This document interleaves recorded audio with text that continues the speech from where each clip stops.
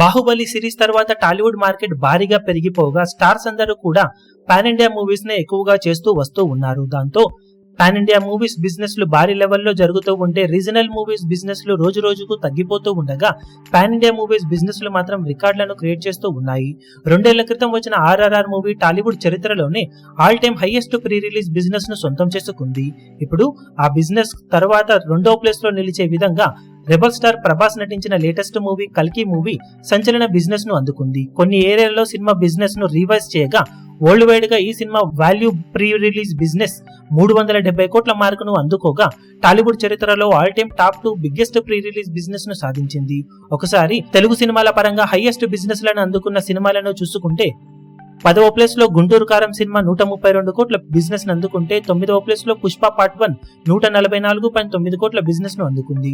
8వ ప్లేస్ లో సైరా నరసింహారెడ్డి 187.25 కోట్ల బిజినెస్ ను అందుకుంటే 7వ ప్లేస్ లో రాధేశా మూవీ 202.8 కోట్ల బిజినెస్ ను సాధించింది.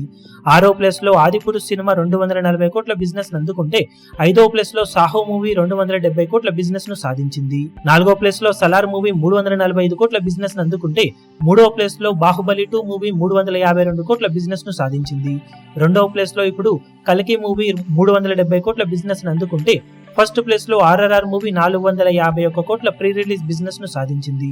ఓవరాల్ గా టాప్ 10 మూవీస్ లో చూసుకుంటే ప్రభాస్ నటించిన 6 సినిమాలు 2వ ప్లేస్ నుండి 7వ ప్లేస్ లో నిలవడం ఏ రేంజ్ లో తన డామినేషన్ బిజినెస్ పరంగా పాన్ ఇండియా మూవీస్ పరంగా ఉంది అన్నదానికి నిదర్శనమని చెప్పాలి. ఇక టాప్ 10 లో రీజనల్ మూవీగా ఒక గుంటూరు కారం మాత్రమే 10వ ప్లేస్ ను దక్కించుకుంది. మిగిలిన సినిమాలు ఇంకా రిలీజ్ అవ్వాల్సి ఉన్న నేపథ్యంలో అప్కమింగ్ టైంలో ఈ లిస్టులో ఎంటర్ అయ్యే సినిమాలుగా ఏ సినిమాలు నిలుస్తాయో చూడాలి.